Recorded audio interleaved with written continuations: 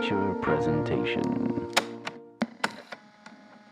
Welcome back for another Untitled streaming review. I am one of your hosts, Matt Rohrbeck, alongside he's allergic to tomatoes, but he is tomato meter approved, Eric Marchin.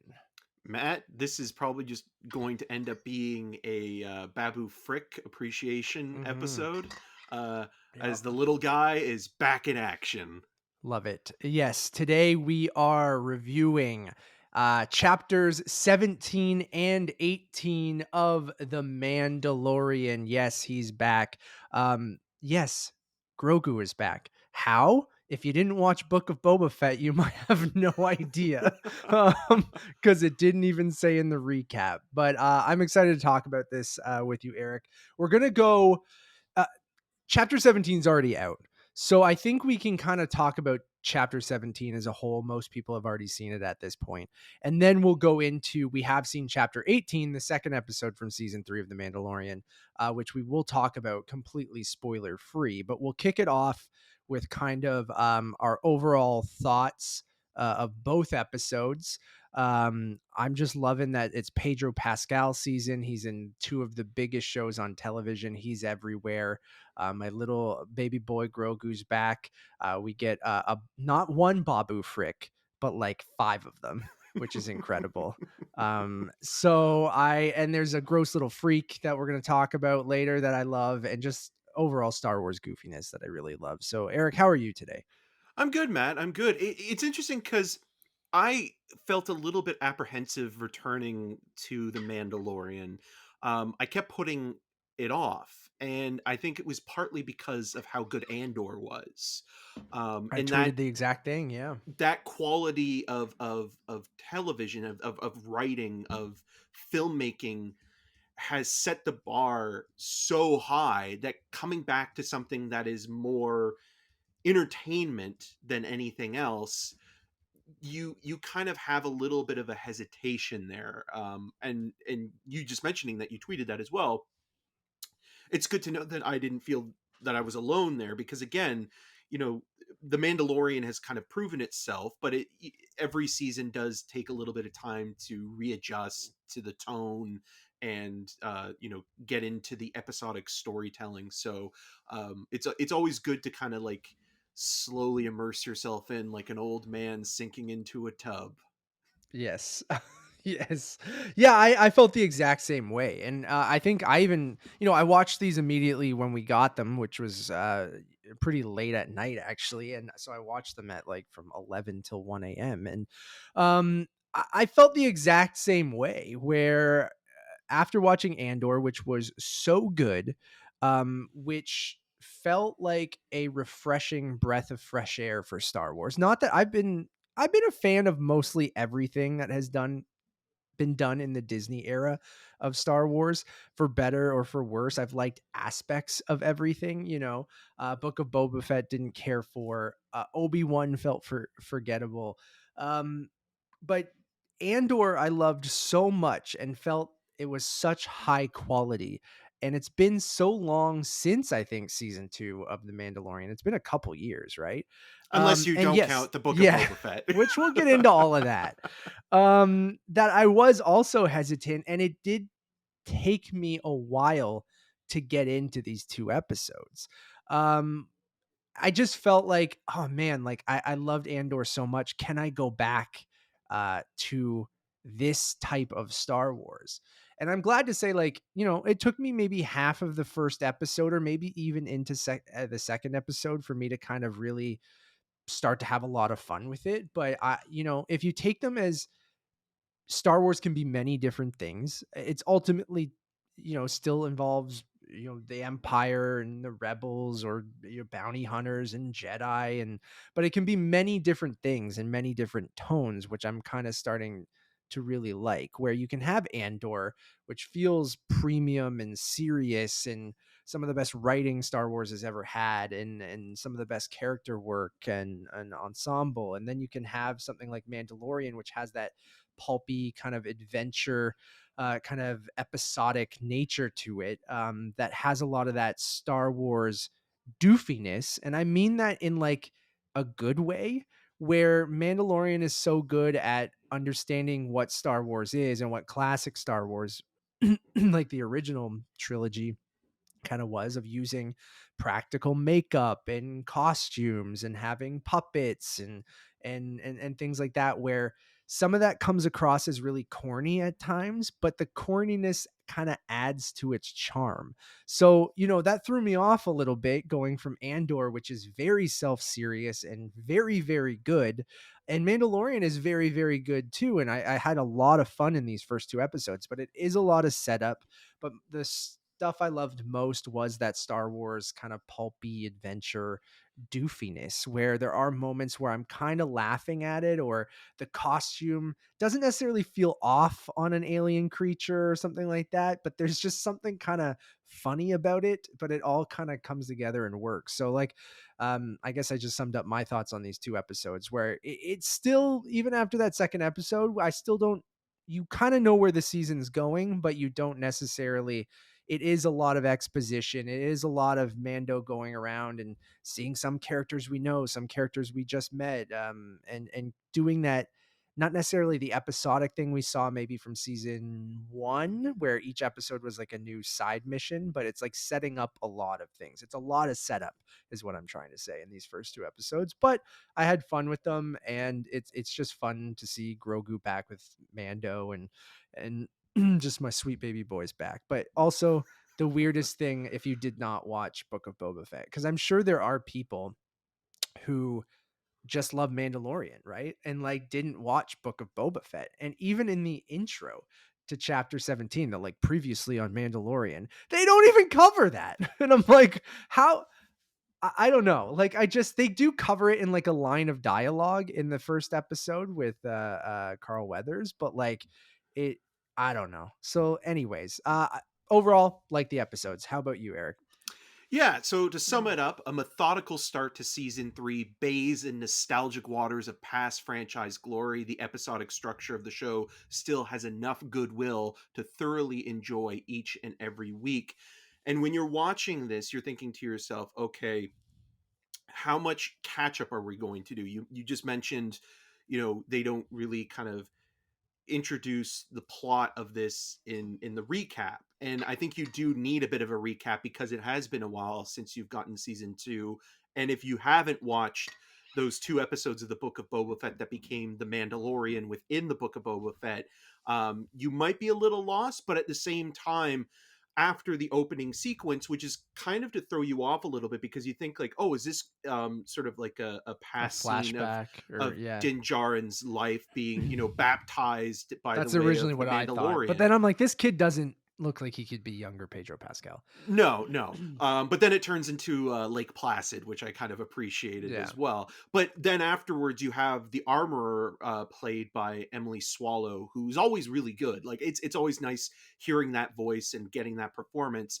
And there's kind of almost like a revisit of what the setup in the Book of Boba Fett for the Mandalorian was, that he has to atone for taking off his helmet by going to the living waters underneath Mandalore.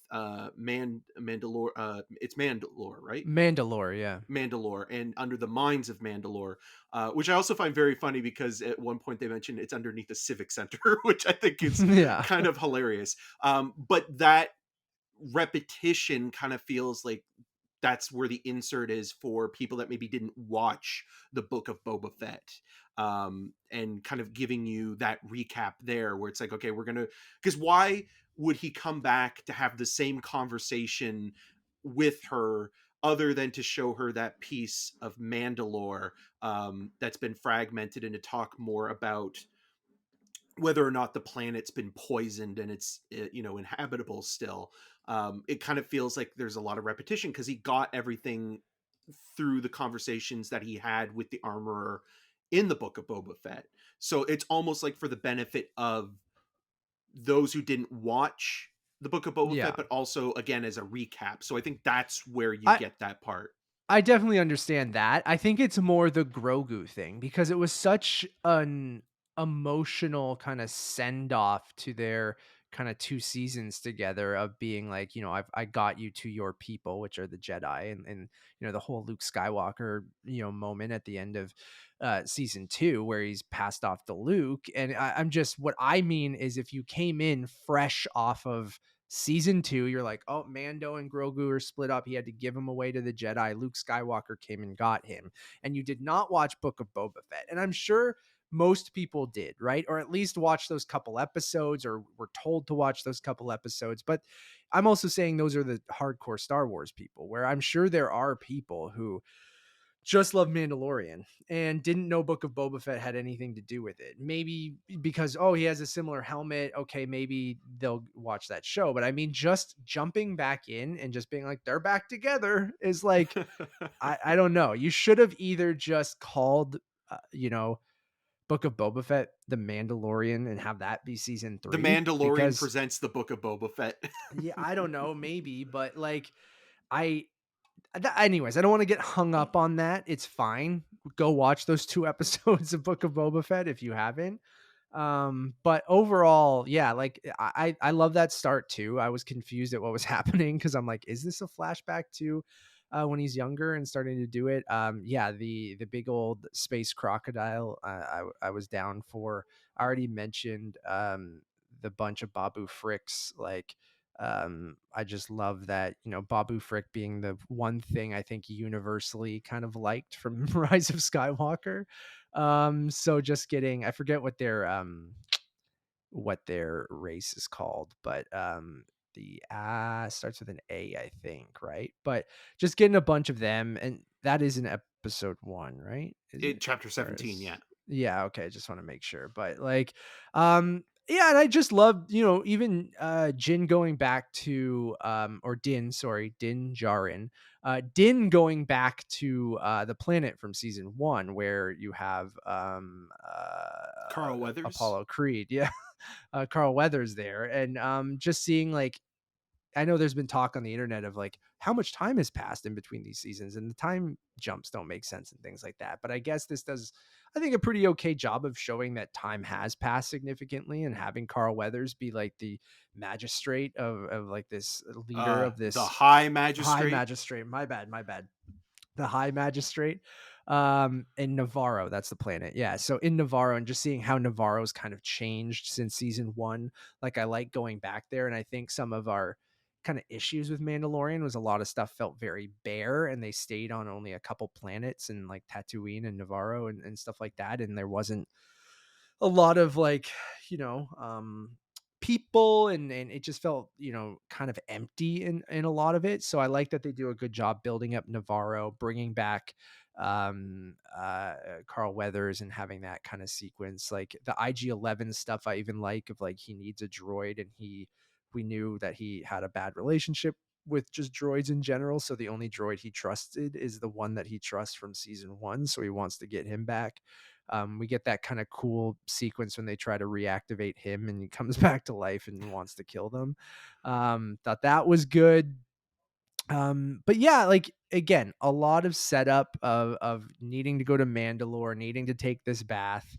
And we'll see what happens. But like, yeah, even the Bo-Katan stuff, like, I think this show specifically, like, fans of Star Wars Rebels and some of the animated series, I think it's going to go more down that line of being like really nerdy and really fun for people who loved that show. I think it's still super enjoyable for people who have not, but having Ahsoka probably be involved. I'm sure they're going to set up Ahsoka season 1 in this season.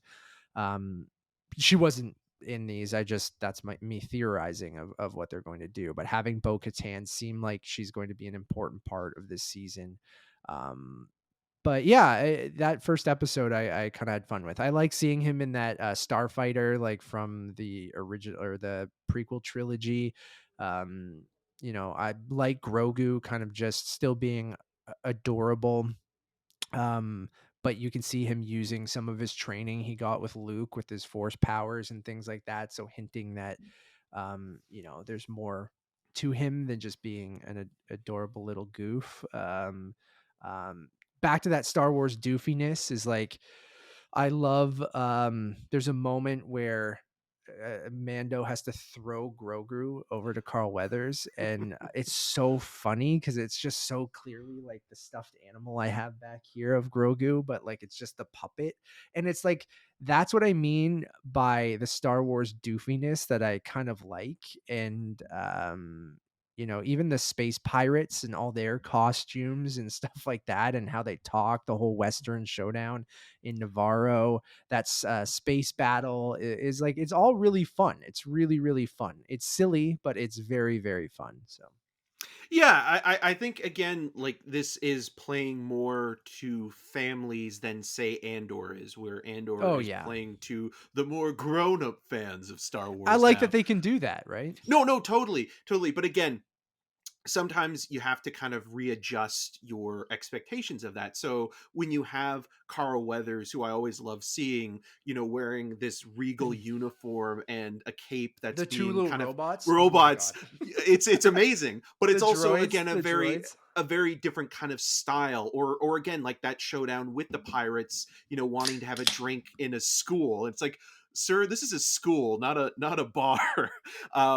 And looking at kind of I almost think it's still a gentrification. bar, and you're like yeah, Yeah, come on, gentrification is interesting really? too. Yeah, yeah, or terraforming in certain ways, and how you know Weathers' character is kind of saying like, "Oh, Mando, like, why don't you come and be our lawman and help out and sort of live off the land now because your adventure with Grogu has changed. It's no longer dropping him off somewhere and kind of going on and bounty hunting again. It seems to be like you have this mission now to fulfill a creed and atone for a sin, and so he's so fixated on that it is looking at the kind of religious aspect of the Mandalorian, and that's kind of also replacing a little bit of like because there's no real Jedi references in these two episodes, but it kind of feels like that's kind of replacing it a little bit, where you're getting Yeah, the showing the mythology different kind of religions and the in this rhetoric of the universe. Mandalorian, and Yeah, even the divisions of it, like the way that Bo-Katan talks about um Mando's sort of way of life and his people. It's almost, she calls it a cult, and so it's almost like yeah, it's like you have Catholics and Protestants, and like it's almost like a fraction of these kind of things. right. And it also does like this feels the most. You keep saying the word doofy, but it also Yeah, reminds me the most in spirit of Jim Henson, like yep. seeing the Mandalorian, in Babu Frick's little workspace and kind of The huddled in Anzellans there. is their name. I found the actual name. Anzellans. Yeah, and seeing him kind of huddled and sort of watching as they Hunched work. over. Yeah, like those things reminded me so much of Jim Henson productions of the past, whether they be Dark Crystal or Labyrinth or even the Muppets in general, where you have people interacting in spaces that are made for other creatures, and having more practical effects within those shots, and how it Mhm. plays with scale, and even the scale of Grogu versus Babu Frick in terms of the one puppet hugging the other one, and that kind of tactile quality, like those little things all kind of play a role in how you remember that original trilogy of Star Wars films. So Yeah. it's those things that kind of help kind of maybe cut through a little bit of the plotting, which it does feel by the time you get to chapter 18 at the end of it. I'm not spoiling anything, but it still is like, okay, well, I'm not really sure what this season is going to entail, other than just some speculation that you mentioned Bo-Katan maybe being a bigger part of it, and Katee Sackhoff is a much better actor than say Gina Carano, Which who I love how they just go, "Well, she's gone now. She got a promotion or something." It's like she yeah, will never be seen again. she's literally Poochie from The Simpsons. Um, Say, yeah. yeah, so but I think that is important too, because obviously, like, she has played such a huge role in the animated series, and so you know we're going to maybe see more of that sort of sort of tension between the two, especially with the sword, right? Like that's the thing that The kind dark of saber, yeah, the she's dark wanted, saber, right? Yeah. to in order to sort of bring, her people back together. And her character is a little bit of a bummer in chapter 18, and she also weirdly reminded me of Vegeta from Dragon Ball Z, where she's the heir to this race that's been not wiped out but kind of has been Close. scattershotted Yeah. across the galaxy. And you're basically having this character address the chosen one, and Grogu being close to Goku, but also the Mandalorian kind of being always called by his name Din Djarin. And it's very similar to like Vegeta calling Goku Kakarot. And um Kakarot. even the way she sits on her sort of her throne, it has kind of like this A weird, Vegeta kind of yeah, this manner. energy Yeah. to it, I love which it that. You told me that this morning at a screening we were at, and I was like, I love that comparison. Yeah. yeah. And it's again, like it's a lot of fun seeing these characters kind of play off of each other. And even though it is an episodic series, it is interesting where 18 ends, because you think like, oh, maybe a storyline is going to be the through line for this entire season. But it almost seems like, again, it's going back to that episodic nature of maybe this is just set up and we're going to see down the line what is the Mhm. kind of the main sort of focal point. Yeah. So yeah, I agree with you. Even by the end of chapter 18, I'm like, interesting, like where they ended off. And I'm like, I know that sometimes it takes 3, 4 episodes to kind of get into a groove and understand what's going on and what they're going for. But I did really enjoy kind of chapter 18 as well. And I think, like, without spoiling anything, like, there is a great, again, talking about sort of practical effects mixed with CG and different creatures. Like, that's the thing that I always love in Star Wars, when they introduce something kind of new, like a new creature, a new gross little freak that I see either in the background or someone that's prominent. And there's a prominent gross little freak in chapter 18 um that I kind of really loved the design of. And it reminded, like, this whole show is very video gamey, in the sense that it's like mission based. It feels like it's ripped from a video game. And maybe I'm thinking of Pedro Pascal and Last of Us right now. Go check out the Cast of Us, our Last of Us podcast, on all podcast services and on YouTube. um but it feels very video gamey, and this gross little freak in chapter 18 felt like a boss. Like, even going into, just some elements from season 2 felt like going on a video game mission, right? Like going into a dungeon in a video game and having a boss battle, right? Like that kind of stuff. And I don't want to spoil it because I want you guys to see it for yourself. But that's when I go, oh man, like, this is why I love Star Wars, is like this thing that reminds me of different characters from Star Wars, but it also reminded me of other things. I couldn't put like my finger on it, of like what I was thinking of. And maybe someone, when you guys see chapter 18, you can let me know what I'm thinking of. But it reminded me of a character from another movie or TV show. But like, I just loved the design and the different stages of it and how it kind of I don't want to give away too much, but it was awesome. Like, I love that creature design in chapter it, 18 it, and it's kind of like a Russian nesting doll in a way, a right? little bit, yeah, Like it to kind of tease it. plays Yeah.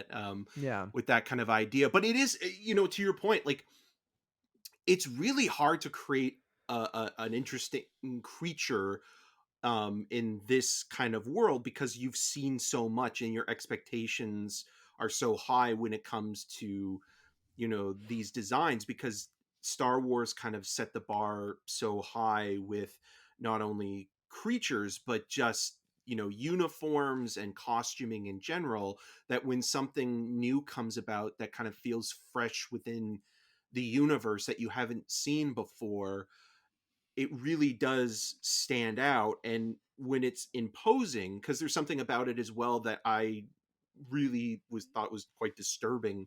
I'll talk to you about it afterwards, but it does something kind of gross that it's like, oh, it's really unpleasant and Yeah. will kind of make people cringe if they have a certain phobia. So like those kind of little things I think are really important to keeping um the freshness of the series together, and making sure that have something new to play with, but also still maintains, like, it doesn't feel like it's from a different world. Like, it feels like it still belongs in Star Wars, but it's still something newer that you haven't really seen before in this world or in the Yeah. context. Absolutely agree. Shout out to Rachel Morrison, who directed the second episode as well, who people might know as a cinematographer that's worked with, Ryan Coogler on Fruitvale Station and Black Panther. But she also worked on Mudbound and other things as well. I don't know Which if she this got is an her, Oscar nomination yeah, for. She's done a lot of TV, but she's as never. a director. Yeah. Okay. Yeah, but she's never directed a feature film. She's working on her first feature right now, Cool. Flint Strong, with Brian Tyree Henry. So that will be coming out probably in the next year or so. And then, yeah, like, it's just interesting to see, like, the people that Favreau is working with when it comes to the creatives. Obviously, we're going to get another episode directed by Bryce Dallas Howard, who Love has it. done the best episodes in The Mandalorian and the Book of Boba Fett. So, I'm sure that is going to be highly anticipated when her episode comes out. But yeah, it's always kind of great to see a kind of interesting mix of people, like even having someone like Carl Weathers direct An episodes in episode. an Yeah. episode in the past. So like those And he is things are. directing one this season as well. And you have Rick Famuyiwa, who directed the chapter 17, and he's also directing the last two episodes of this season. But you have Lee Isaac Chung, who is also directing the next episode, chapter 19. And then you have Peter Ramsey from people might know as one of the co-directors of Into the Spider-Verse, and yeah, also Bryce Dallas Howard. So yeah, a good group of people, and like, yeah, I'm excited to see where the season goes. Like, I know we have to kind of tiptoe around, at chapter 18, but I enjoyed chapter 18. Like, again, I thought it was a fun start to this season. I don't know if I'm like it's got its hooks in me yet, and I do think a little bit of that is. But hey, Andor took 3-4 episodes to get into it too. I know that Mandalorian doesn't have as much time because Andor was like that 12 episode season, where this is going with the more standard like 8 that Disney Plus usually does. But um and I guess like the Mandalore stuff isn't just like, it's not something that I'm personally super interested in. Like, it's just, I think fans of Clone Wars and that have, followed Bo-Katan and Star Wars Rebels as well. It looks like they, you know, theorizing again that they might include characters from Star Wars Rebels as well, and that all involves kind of like Mandalore and Mandalorians. It does involve some Jedi stuff too, but um I don't know if that's something that I'm like super interested in, or even like Mando needing to be like, I need to atone for my sins because I took off my helmet. I'm like, I'm like, do you, bro? I'm kind of with other people that are like, your group seems like really hardcore, and that maybe you should just be like, hey, maybe I don't need to do this. Maybe I don't need to follow these people. Maybe I can do my own thing. And like, it I seemed got a like that's kid to what. take care of now. Yeah. And I think we'll probably get more into Grogu's story too, right? Of like the cloning and stuff that we saw in the first season. Um but I don't like that will probably, I think, tie in. I think even having Babu Fricks or the Anzellans in this first episode might be kind of like a, we might connect this to the sequel trilogy, because I still have a feeling, if we're theorizing where the show goes, like a lot of that Grogu stuff will involve the Jedi and also cloning and maybe lead to Snoke and stuff like that, right? Like we saw that in the second season, and I think we'll probably revisit that as well. So I don't know if it's just going to be like kind of little arcs in this season where maybe the first couple episodes are like the Mandalore kind of stuff, and then we'll get into some Grogu Jedi stuff and with some of the cloning, because I think you kind of have to get back to Grogu, because right now like he's just kind of there. Like, he's adorable, and he's like, I love him. And even like him spinning around in Grief Karga's chair and stuff like that, using the force for silly things like that. Like, um, he's still adorable. I love any time he's just floating beside Mando in his little kind of uh, baby carriage kind of thing. Um, He's a better version of Modoc. yeah, sure. And but I just feel like even in these first two episodes, there is a good moment with Grogu in the second episode where it's something we've never actually seen that character have to deal with, which I think is interesting. But and Amy Sedaris, probably, like, who knew we would see so much Amy Sedaris in a Star War? Like, I Star just feel theater like camp. I just feel like every time I'm like, oh, we're getting more Amy Sedaris. Okay. I love her. And I don't know if I love her character in this, but like we keep going back to her, and I'm like, you know what? You got your droids in your junkyard, and good for you. Yeah. But I like that we've had these cast of characters now that we can go back and revisit, and that we've seen for a couple seasons, except for Poochie, who went back to her home planet. Yeah, and I think you become you grow Grogu Amy Sedaris Grogu's on you. Yeah. Like you become more accepting Sounds of really that gross. character. It does. Yeah. But I also wanted to correct myself. Newer is not a word. It's just new. But there is something that I think is also worth mentioning in the second episode with some of the design and some of the other creatures. It has a reference, I think, to H.G. Wells' The Time Machine, Yeah. where you have kind of in that movie, in the book, these characters, the warlock characters, that these underground creatures that are all kind of all like albino types, and it kind of almost feels like it is touching on that. And the first episode, chapter 17 of season 3, is shot by cinematographer Dean Cundy. I love me some Dean Cundy. Yeah, and I mean, again, one of those guys that has shot some of the most influential blockbuster movies in of our time. With Jurassic Park, right? Jurassic Park, worked with Carpenter and a ton of stuff, especially like The Halloween. Thing, didn't he? Did he do Yep, The Thing yep. as well? He Yeah. shot most of Carpenter's stuff in the 80s and into the 90s, and then even Robert Zemeckis.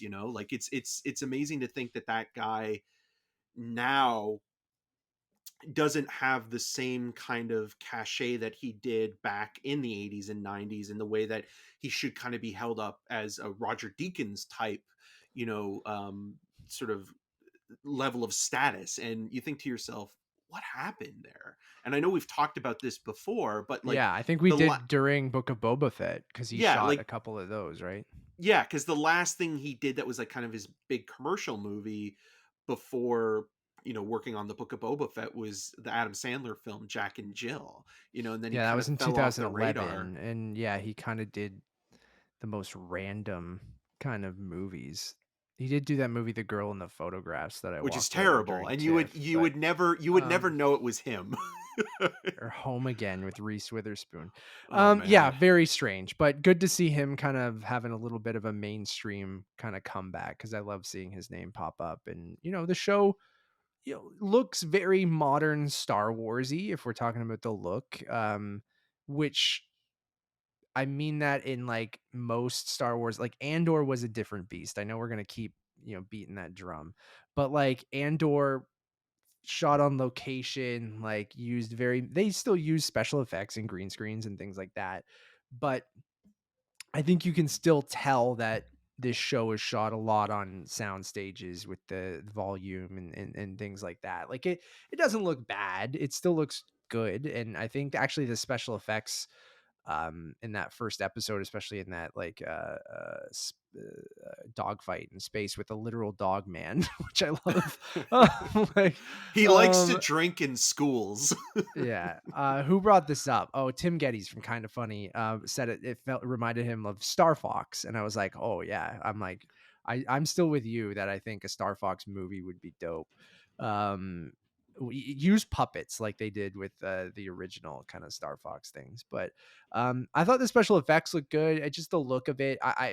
it still looks very, modern Star Warsy TV show stuff, but Do that's you not think it bad. looks But good though because they took more time in yeah, developing it, where it does seem like, again, we've talked about this with the Marvel stuff, but even with Obi-Wan and the Book of Boba Fett, it yeah. did kind of look a little bit more rushed in terms of Yes, its I agree that it post-production. it still has that volumey look, but the special effects themselves, you can tell I feel like they've took their time with on this season a little bit more, and like nothing stood out as looking bad when it came to the special effects for me. And I like that blend of using a lot of, practical effects and costumes and stuff like that when they can, right? For trademark Star Wars doofiness, like that. I again mean that as a term of endearment because I really do like it. Yeah, so much different than Andor. I think I love Mandalorian season 1 and 2, and this is more of that. So I don't know if I'm super interested in the Mandalore stuff and the dark saber and Bo-Katan and stuff like that. I like Katee Sackhoff. Like the character, but I wasn't. I watched a little bit of Clone Wars, but like I wasn't super into a lot of that. So I'm intrigued to see where it goes. We're not going to put scores on this, just it's kind of our overall thoughts of these first 2 episodes, but I'm kind of excited to see what's coming up. Like seeing Lee Isaac Chung, who just directed Minari and is doing Twisters, amazing. He directing an episode gets me really excited. So I'm excited to kind of see what chapter 19 has in store. Well, even just the announcement of Kokunaga Yeah, right. directing or maybe episodes of The Acolyte, like that Yeah, seems yeah, something, again, like, I don't know if it's really going to look like a Kogonada yeah. episode, but I mean, it's just cool that like these guys are coming in, Hey, get that directing an bank episode. Exactly, so they can go and and make their small little movies that are more meaningful and maybe put a little personal. bit of their stamp in it, right? Like put something in there that maybe is like, oh shit, like, or I'm all for. Some people hate when great directors sell out and go do something for Disney or Star Wars or Marvel or something like that, or they think that like Disney has so much money that they can throw at these guys that they take them away from doing other things. Where I see it as kind of a fun, especially when it comes to TV. They're doing 1 episode, 2 episodes, or something like that. It's not like they're committing, you know, 3-4 years of their life on it. But then even then, for someone who does like this universe or does like the Marvel universe and stuff like that, or even Barry Jenkins doing Mufasa, right? Like it's just I'm more interested in next week's episode because Lee Isaac Chung's directing it or Kogonada's doing the Acolyte. Like I'm like I want to see what that looks like, and even if it just feels like another episode of The Mandalorian or something like that, I'm still like hope they bring some of themselves into that and or some weirdness. Not even that they're weird filmmakers, but like it's just they're unexpected for this. I think that's what I want to see, something unexpected from their episodes or something like that. And then like you said, get that bank, use that money to make an indie film, and great. So Matt, I'm all they're for art that. house hunks doing Yeah. commercial fare, and it's, again, like, these are filmmakers who have to survive and provide for their families and themselves. And as much as Minari and After Yang are and Columbus are wonderful movies, they have to still work. It's the same, like, I Yeah. always remember what James Gray said, where it's like, like he does a lot of commercial work, in between films. And just because you make a movie with a Brad Pitt, or you shoot something that has a studio behind it, doesn't make you well off. You still have to Oh provide yeah. for those James Gray's talked about closest to that a you. lot. He's like, I'm not rich. He's just like, Yeah. yeah. Yeah, I definitely understand that. But Um, these 2 episodes, I mean, basically, like, to sum it all up, it's just a man needing to take a bath. And it weirdly also reminded me so much of Prince talking about purifying yourself in Lake Minnetonka. So take that as what you will. So, but it's still enjoyable. I think, like, this is yeah. like, this is a fun thing to kind of watch each and every It's a week. popcorn show, right? And Yeah. let's go back to having some adventures and not maybe focus entirely on the Mandalorian Jedi kind of minutia and that kind of ideology, Yeah. actually just like do the We're gonna Western get back to the thing. And Jedi thing, but I I know, I get know, you, I I get know. you. But like, you hope that there's sprinkle in those one-off kind of things. Like, I do. Even the pirates felt like a little bit of that, right? Where he had Yeah. to kind of help Grief Karga again with the pirates, but he just runs away from them. But I agree with you. I kind of like the episodic nature of that show. So to get bogged down in plotting with Mandalore and the Jedi, like, I'm with you. I do want a little bit more of the Grogu stuff, but yeah, I'm excited. I enjoyed these first 2 episodes, and I'm excited for every Wednesday now to have a new episode. So I'm excited to see the rest. Thank you all for listening or watching. We really do appreciate it. If you're a fan of Pedro Pascal, we do another podcast, like I mentioned, called The Cast of Us, where Eric and I each week break down the newest episode of HBO's The Last of Us show. So that's every Sunday at 10 p.m. Eastern. Eric and I have a brand new episode breaking down what just happened on the show immediately after it's over. So please go check that out on podcast services and YouTube. We have a review show called Untitled Movie Reviews, which are on right now. I don't know why I'm explaining that, but like, we have other movie reviews on there. We'll have a review for Scream and Creed 3, Scream 6, Yep. which I'm calling Screevy, Creed 3. What else do we have up there right now, Eric? What did we do recently? I forget. We did a My review of brain's Cocaine Bear, which we did not Cocaine care for. Bear. Yeah, so you guys can check all of that out right here, podcast services or YouTube. Then the main show will return soon. I've just been kind of all over the place. So Eric and I will get back to that. I'm going to talk about my Disney trip. I'm going to rank rides and do all that stuff. So that should be up very soon, probably this week as well. One-stop shop for everything, Untitled_movies over on Letterboxd. You can follow me on all those social medias at Matt Rohrbeck. And I'm Eric March, and you can find more of my video reviews on rogerstv.com/cinemascene and on the social medias at EM6211. Until next time, I think the Mandalorian's going to take a bath on this one. this is the way.